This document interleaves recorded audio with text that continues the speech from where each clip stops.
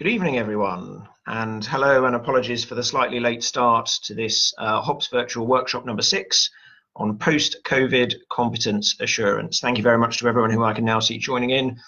I apologise for the late start. I have a newfound sympathy for you all because I went onto Facebook to do this live broadcast, as I have done for the last several weeks, and the interface for doing it has completely changed, and they've got this new thing called Live Producer, and it's nothing like I've been used to in the last couple of weeks. So now I have a new sympathy for you all that when HOPS changes for the better, I hasten to add, that sometimes it's a little bit frustrating. So thank you for tuning in. I'll give everybody an opportunity to join. Hello, Mark Collinson, I think you're viewer number 1 on this. Hello, Phil McIver from Telford, Adrian from the Chinner Railway. Hello to you all, thank you for tuning in. Hello, Tom Bailey, just popping in and we'll catch up later. No, stay here and watch this. Right, we'll give everyone a moment to join. Apologies again for the late start due to my inability to work Facebook properly, but like all good railways, we sort of get there eventually. So do feel free to say hello in the comments, and I'll say hello back to you. Hello, Katie. Thank you very much for the feedback that you've already given me on the post-COVID competence assurance parts of the website. That's been really helpful. Thank you. Hello, Mel Clark from the Aln Valley. Roger Rowe from Chinner. Hello. Right, we'll start off then, and just as I say every single week, the version of HOPS that you're looking at is a completely fake version of HOPS with all fake data in, so don't be alarmed that you're seeing real data. This is Danny Scroggin speaking, one of the creators of HOPS, and I'm going to talk you through what we've made only in the last week or so as tools to help you with post-COVID competence assurance. Now, normally when I make a new facility in HOPS, I sort of make it and I ease it out a little bit and I let everyone use it for a couple of months before I actively go out and promote it. So this is the first time that I've made something and then 3 days later I'm out promoting it so that everybody uses it. So please bear with me if anything doesn't work first off, and please do give me your feedback either during the video in the comments or afterwards by email on how you find the tools, because it's very difficult sometimes to know what a tool should do and how it should behave until everyone starts using it, and then what it should do becomes a lot more apparent a lot more easily. So before we start, I'm just going to refer to a document published by the ORR, which you can find just by searching on Google, ORR guidance on heritage railways resuming operations. And I've copied particularly the paragraphs that relate to competence, because I know that competence is a thing that a lot of organisations rely heavily on HOPS for. So first of all, paragraph 21, all personnel engaged in safety critical work must be in date for competence. Competence considerations including, for example, rule book, route knowledge, route and traction knowledge. Compliance with the minimum number of turns could be problematic for some, so it is considered best to use the most experienced staff, assuming competence currency can be demonstrated. Any deviation from the advice must be formally risk assessed, e.g. extension of competence assessment intervals by the railway, and reasons and mitigations recorded. This is not my words, this is the words of the ORR that they've published in their guidance for heritage railways. So key things in there. All personnel involved in safety critical work must be in date. It is of course up to railways to decide what constitutes competence and what constitutes the expiry date, but whatever system we implement, we must be seen to following it. There's nothing worse than implementing a system and then not following our own system. Further in the same paragraph, but section C, the railway should consider whether returning safety critical staff remain familiar with their duties. Given the long layoff that many safety critical staff or volunteers may have had, many may have become rusty, and what may have been second nature to them when regularly undertaking their duties may have become less familiar. Thus, account should be taken of this, and advice is provided in the operations section of this document. As always, each railway should be able to demonstrate competence when required to do so, as this is the bedrock of safe operation. So a few things there. First of all, we must be in date, we must be compliant with our own systems. It's up to us to decide what those systems are going to be, but whatever they are and whatever we're compliant with, we must be able to demonstrate it. And as with everything, that's where HOPS really comes in useful. So we'll look at this demonstration version of HOPS, and I'll look at my favorite department that I always use for demonstrating this signalman department. And before I dig too deeply into what we've made here, I just want to assure you that this can be switched on and off on a per department basis. It's all switched on by default, so if you don't want everything that I'm going to talk about in this video today, you can switch it off here in competence structure, and then edit competence settings. And down at the bottom here in the post-COVID shakedown section, show shakedown info, yes or no.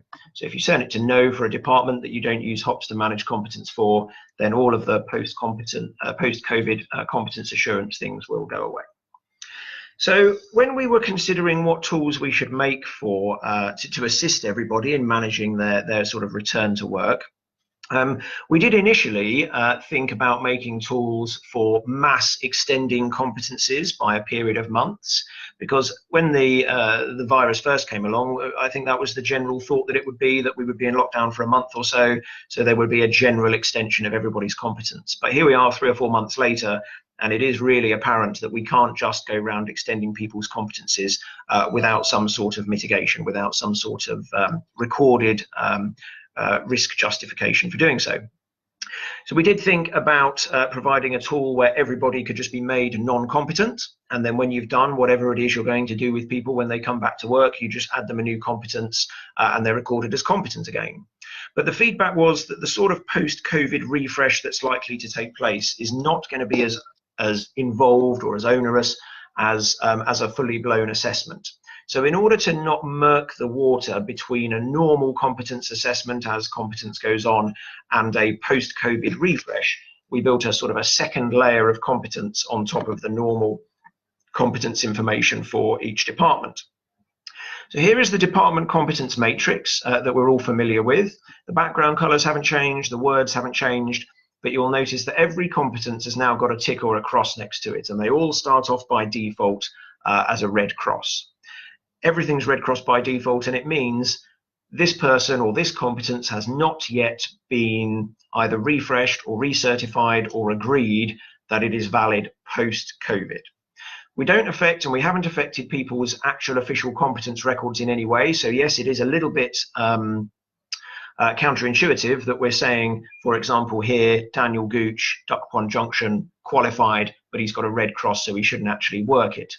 But I think we're going to have to accept that there is going to be this 2-level system for a month or two after we all resume operations after this virus. So even though the official competence record is qualified, we haven't affected that, but we have put a red cross next to it to say this person hasn't actually had their post-COVID refresh done yet.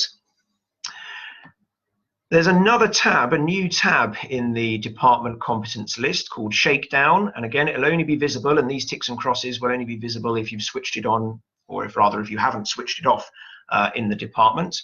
And if I go to the Shakedown tab, it'll list all of the competencies in the department, very similar to the lapsing and expiring tabs that we're all already familiar with. Some information that's not relevant to refreshing has been taken out, and the shakedown status on the right hand side. So here is a good way of seeing at a glance in the department who has had this, whatever you've decided is the appropriate back to work refresh or research or assessment or whatever it is, and who hasn't. Now, in the same way as clicking on a competence anywhere else in the system takes you to the detail of that competence. Sorry, I've gone to a bad example. Let me go back a step.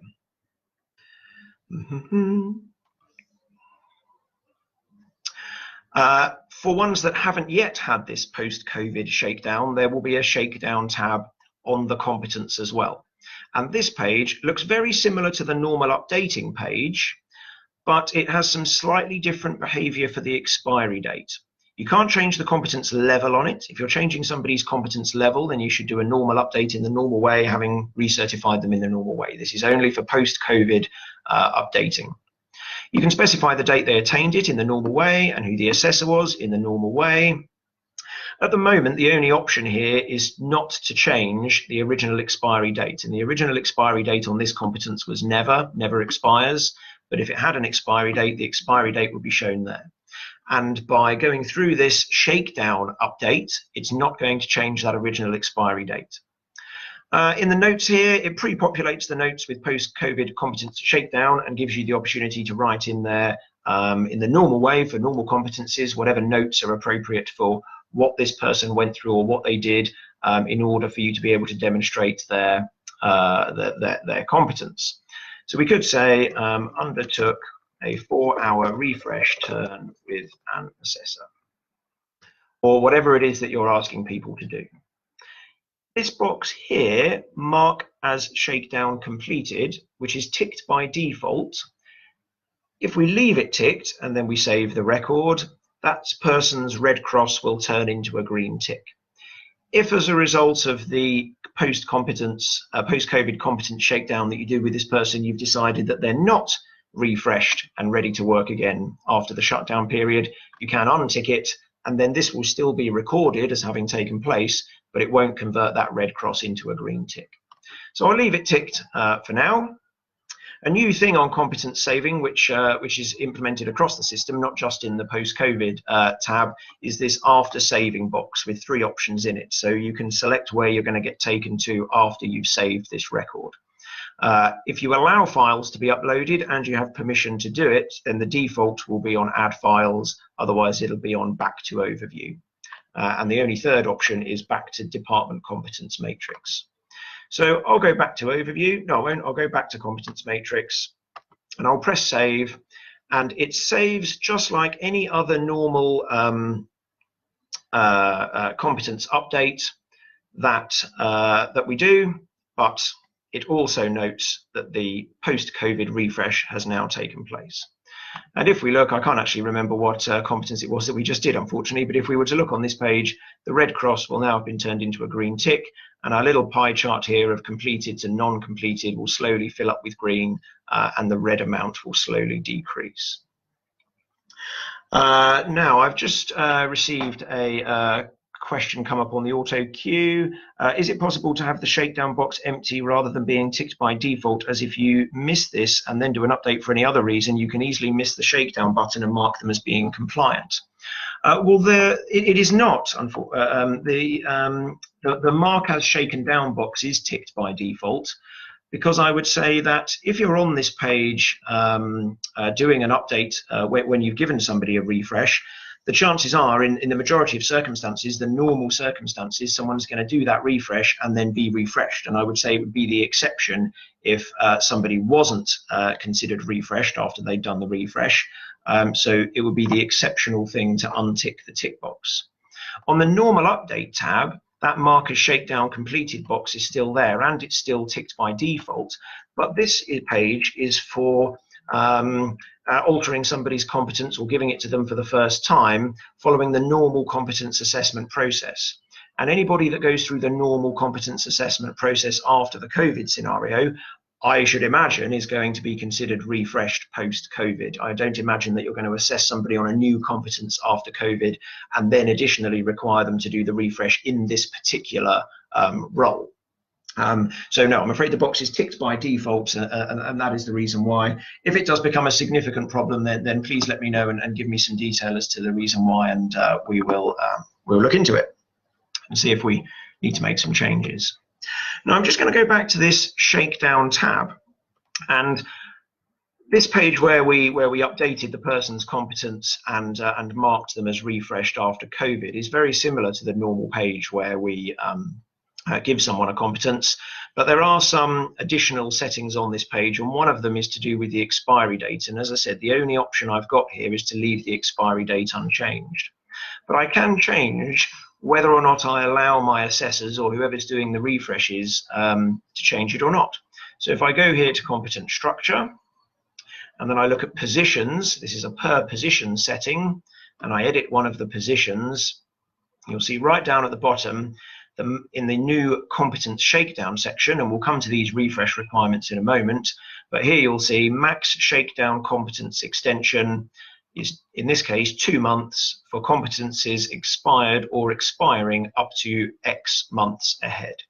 If you leave them at 0, you won't have the option at all, but in this case, we are going to allow, as a result of the post-COVID refresh, competencies in this position to be extended by up to 2 months, as long as they are expired or expire within the next 3 months. So let's have a look at that. That was Appletree East that I did that in. Let's go and refresh somebody in Appletree East after COVID. Thank you very much to Liz Parks, who has just put in the comments that she'll be very happy to share her COVID-19 recovery plans with other railways. So thank you very much indeed, Liz, for that. I'm sure other railways would find that useful. If you'd be interested in looking at Liz's railways COVID recovery plan, then please either email Liz directly or email me, and I'll forward your email on to Liz, and then she can reply to you. So thank you very much for that. So if I now look at Albert Lee in Appletree East, and I'll click directly on the competence, and it'll take me straight to the right to the detail page. I'll go to Shakedown, and for some reason, very embarrassingly, and I did say some things might not work, I haven't got the option to extend the competence. Oh dear. Okay, well, I'm very sorry, but immediately after this call, I'll fix that. That's very embarrassing that that hasn't worked properly. But there will be an option on this page where competence can be extended by up to the maximum, the number of months that was given on that details editing page, as long as it expires within the next X months. And in fact, that may be the reason. It may not be a fault. Sorry, I may have rescued myself here. It may be that because this competence never expires anyway, that's why I can't apply the extension to it. Let's find a competence that does expire so that I can demonstrate. So here's one that's lapsed. Let's have a look at that one. Oh, sorry, when does it expire? Never. Okay, I will find one that has an expiry date on it. Expires.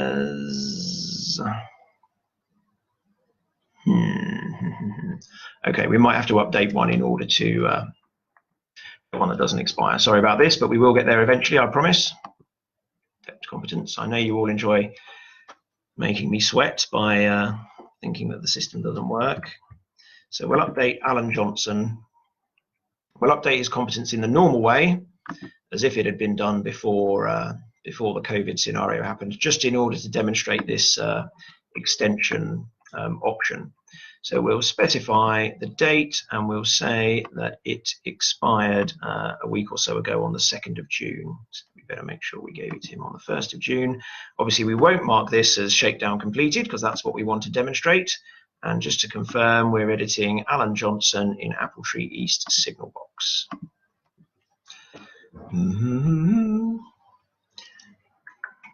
So Alan Johnson has expired in Appletree East signal box now, of course.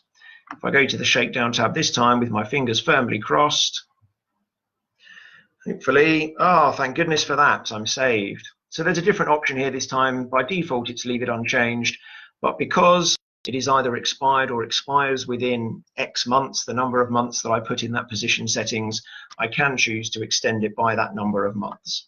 So it is limited. It's designed to be limited to only extensions sort of allowed under your COVID recovery plan. Anything more granular than that, anything different to what's in your COVID recovery plan, then you'll need to just use the normal updating tab and update it following that person's normal competence assessment that they've had in order to be extended by a number of months that's different to what's in your competence management process.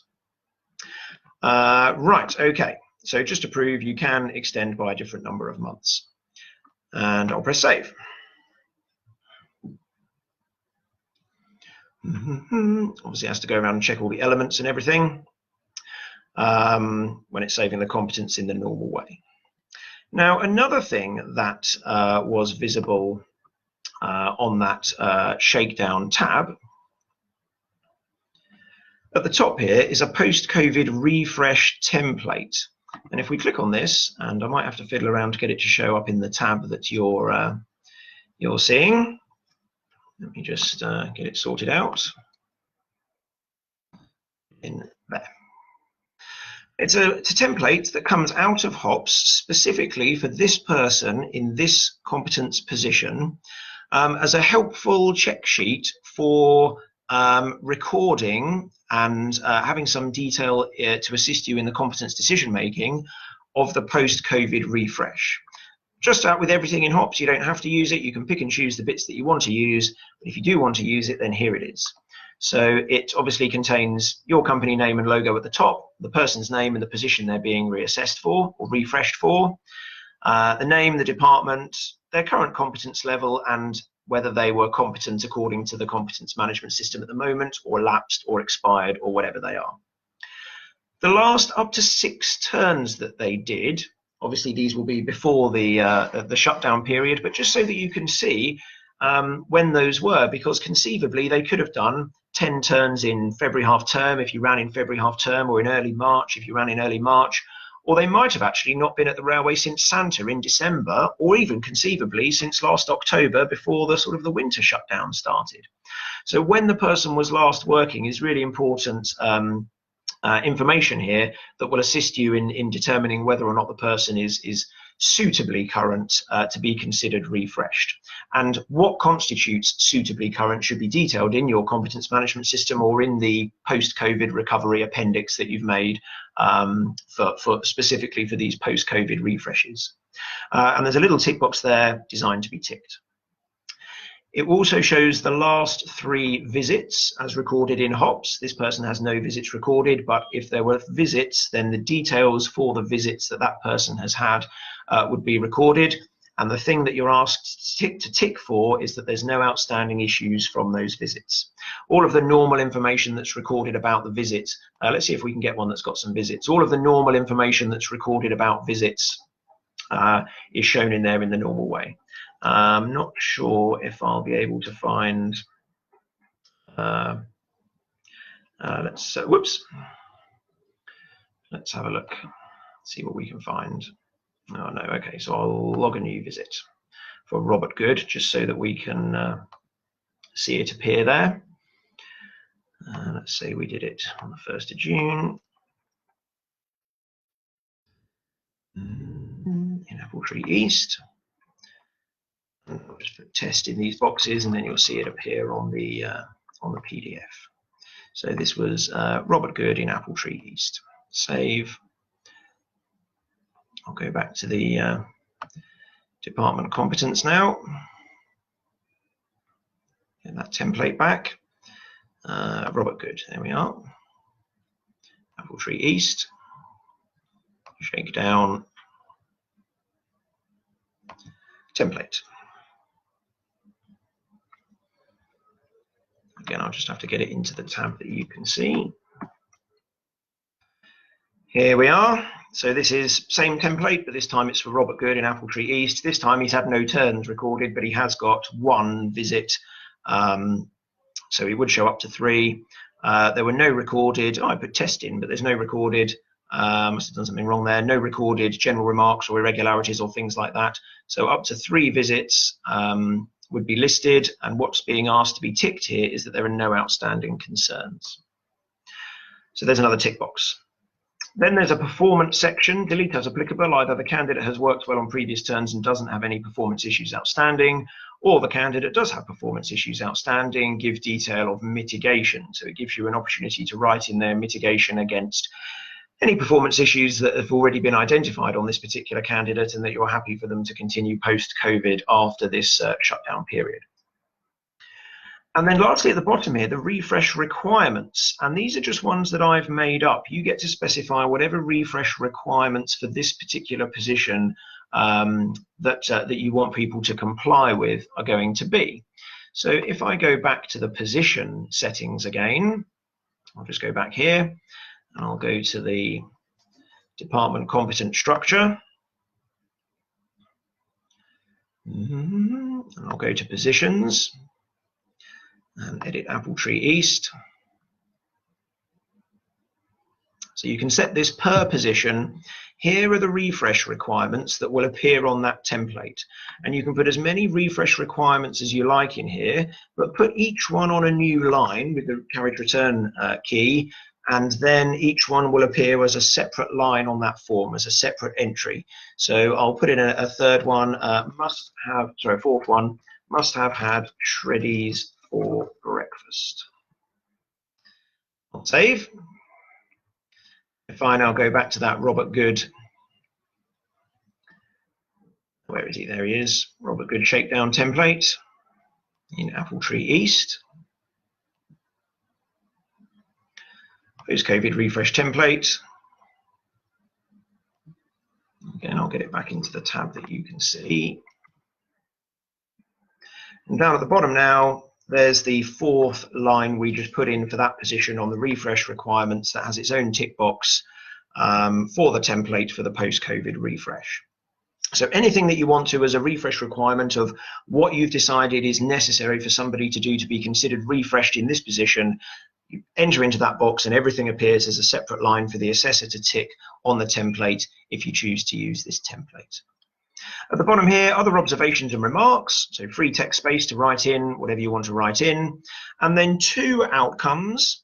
The candidate retains their previous level of competence, yes or no, because of course as a result of doing the post-competence or the post-COVID refresh, you might actually find that this person's competence has deteriorated so much that not only are they not refreshed, they're actually fully not competent anymore.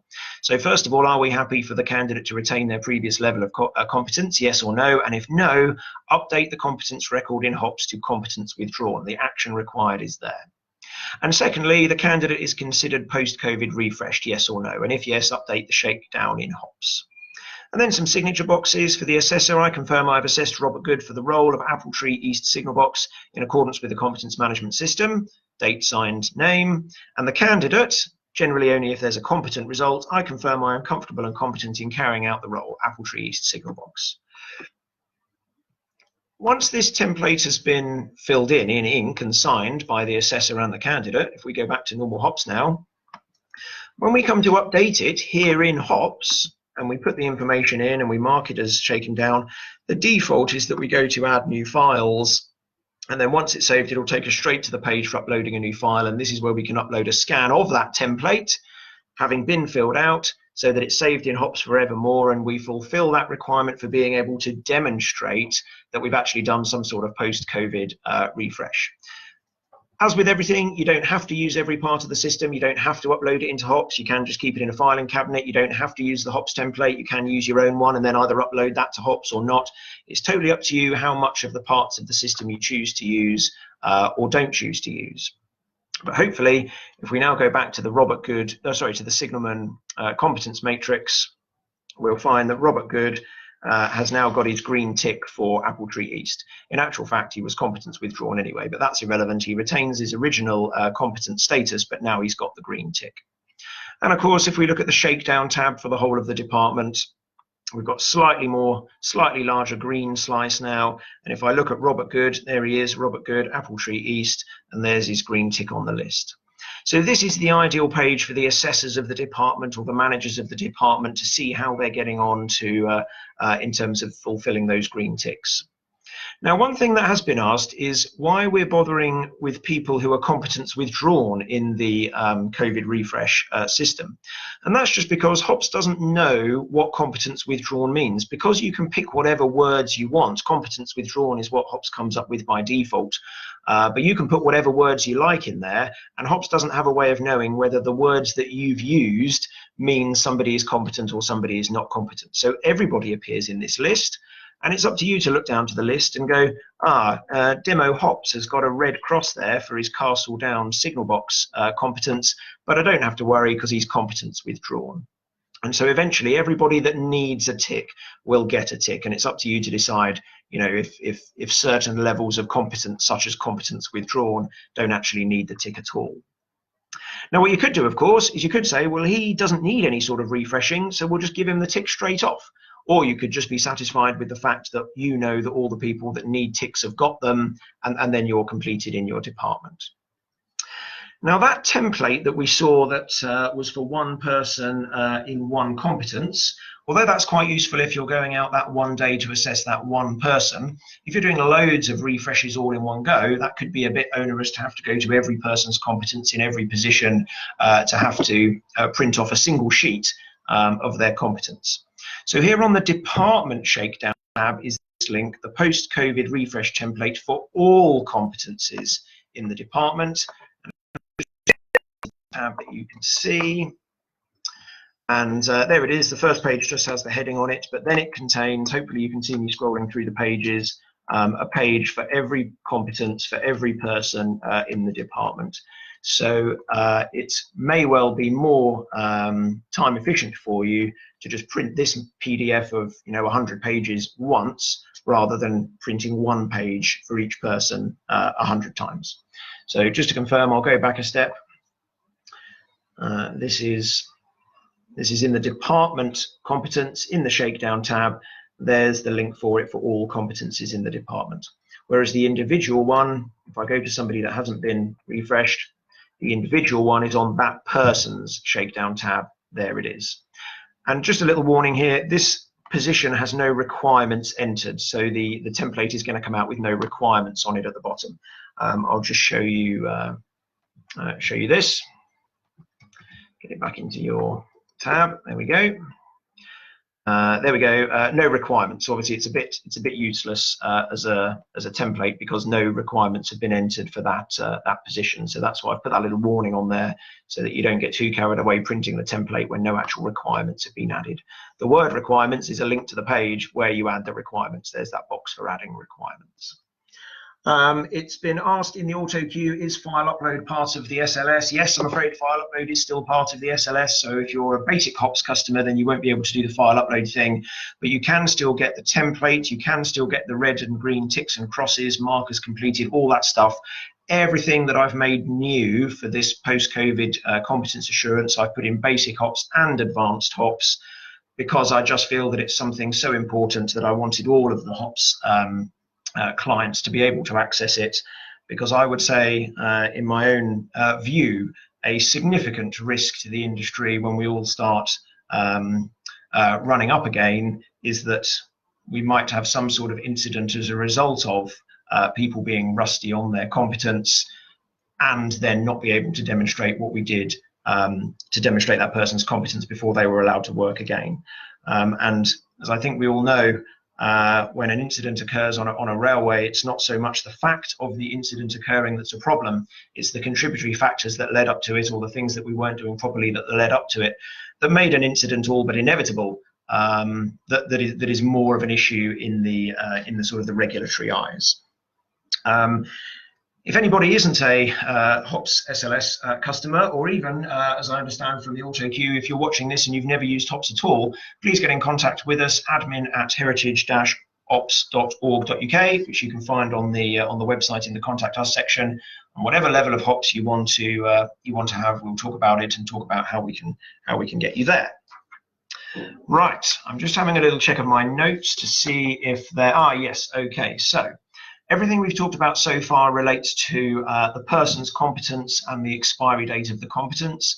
And if you remember from the workshop that we did about competence recording, and what I always say is the expiry date is set when the person gets their competence and is the drop dead date after which it's no longer valid. It's not connected with the length of time between turns where people's skills will be deemed to have faded. That's lapsing in HOPS, and we haven't mentioned anything to do with lapsing so far. But lapsing is really easy to change in HOPS. You don't have to go around and change it on each individual person, because it's not saved per person. It's just saved once for the position. And I suspect that altering the lapsing limit is going to be a really important part of everybody's post-COVID recovery plan, because I suspect a lot of people will have lapsed, especially if they haven't worked since Santa in December, after which, that was at least 6 months ago. So if they have to do a turn every 6 months, they'll have lapsed. Or if they haven't worked until since the main season finished in the autumn, then even if it's an 8-month lapse period, they may well have lapsed.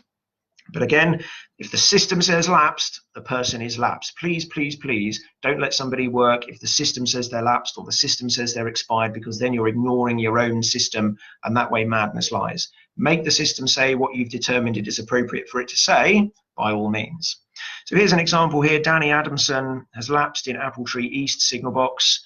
But if I go to the competence structure and I go to the position and I adjust the lapse period for Appletree East signal box, oh gosh, at the moment it's set to only 1 month. So that probably is why he's lapsed. But I imagine yours are probably 6 or 8 or 10 months. That's normally what I see for safety critical roles.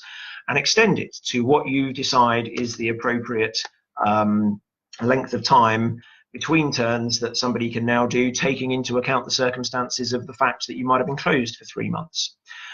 Whatever you do, please, please, please don't just put rubbish into HOPS to make the person go green, to believe that they're competent. Decide instead what the appropriate parameters are that make somebody competent, put those into HOPS, and then let the outcome be the outcome. If having applied those parameters, a person is lapsed or a person is expired, then they are lapsed or expired. But if applying those parameters makes somebody green and that makes them qualified, then that's good. So I can't remember which one we were looking at. I think it was Danny Adamson in Appletree East, but you'll see now that I've extended the lapse period, the system recognizes that according to this new lapse period that I've set, he has not lapsed after all. So as I say, determine what the appropriate parameters are for the maximum extension and the maximum lapse period, put them in HOPS and let the outcome be the outcome.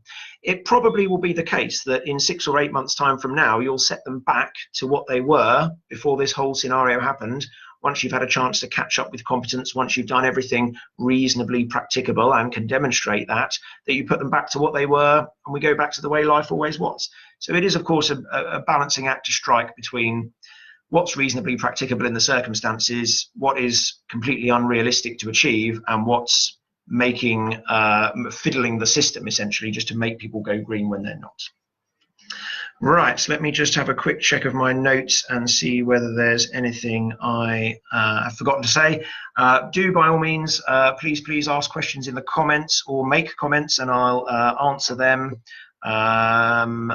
relating to this post-COVID competence assurance tool. Oh yes, the last thing I guess to say is that when you are satisfied that everybody who needs a green tick has got a green tick, or you've reached the end of the time period that you've allowed for people to get their green ticks. So you could say everyone's got a month to get a green tick, after which I'm sorry, but that's it, you've had your chance.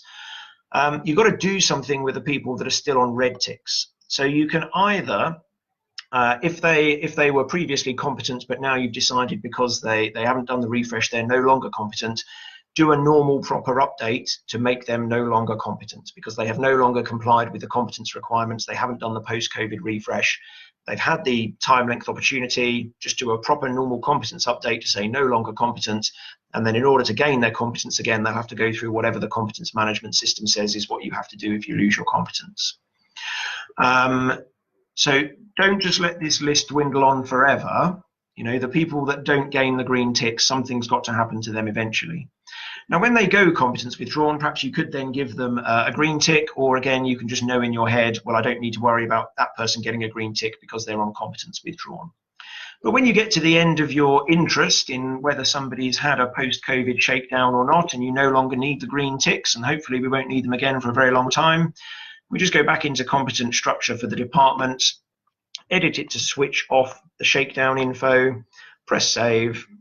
And if I now go to the department competence, all those ticks and crosses have gone away, and the shakedown tab has gone away, and on everyone's individual competence, the shakedown options have gone away, and it's as if the virus never happened. So the tools are all there for you to use. They're all, apart from file uploading, they're all in basic HOPS and advanced HOPS. I'm sorry that file uploading is only available in advanced HOPS, but that's because there's a cost associated with providing that. And obviously, because I wrote all the tools, I recommend that you use them all, but you decide what's an appropriate, which parts of the tools are appropriate for you to use, what fits in with what you want to achieve, and what your post-COVID recovery plan says. But please, please, please don't bury your heads in the sand and think that this isn't something that is going to be checked up on by the ORR. And I have heard from several railways that in their communications with the ORR, they've been quite open in the fact that they will be coming around and checking up, for want of a better word, on what's going on. So please don't bury your head in the sand. If you choose not to use HOPS, that's absolutely fine, but please do something, and please make sure you've documented what you're going to do, and please make sure that afterwards you can demonstrate it, especially if you're called on to demonstrate it after an incident. You can find the ORR's full guidance by just typing in ORR Heritage Railway Recovery of operations or words to that extent into Google, and you'll find the document that looks like this that hopefully you can see on your screen. And it's a really good, really pragmatic document that lists out things to consider and things that we must do and things that we should think about. And obviously I've concentrated on the competence components of it, but there's all sorts of useful things in here about reopening after the shutdown. So if you haven't already, then I thoroughly recommend that you have a read of that. And when you do, you'll see why I've built HOPS in the way that I've built it, because it tries its best at least to match the requirements of that document. Thank you very much for all your lovely comments. I don't think there's anything else that I have got to say about the post-COVID competence assurance tools.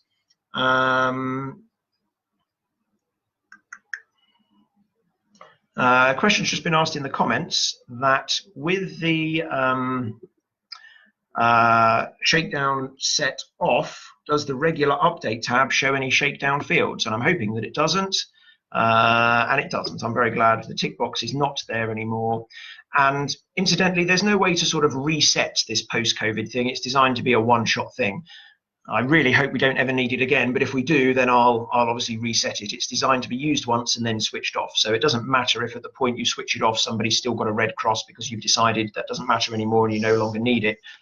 If we ever get to the stage of needing to switch this on again, which of course we all hope we won't, then I'll reset it to make sure everyone goes back to a red cross without, of course, losing the evidence that you accumulated and that you recorded in the COVID-19 scenario. So thank you very much, everyone, for watching. I hope you will tune in on Thursday night as well, Thursday at 7 o'clock here again on Facebook Live, where I shall be talking about question papers, the question papers functionality of the competence management system. And the reason why I've suddenly decided to talk about that is because I know a lot of organizations are doing sort of return to work briefing or return to work assessment for all staff about what to do if someone has symptoms and where the cleaning materials are kept and what the policy is for whatever. And I'm sure that the question papers tool can be used in a softer way, almost as a sort of e-learning tool, whereby you almost tell somebody the answer and then they answer it, but it proves that they've sat through and read and gone through this sort of learning process.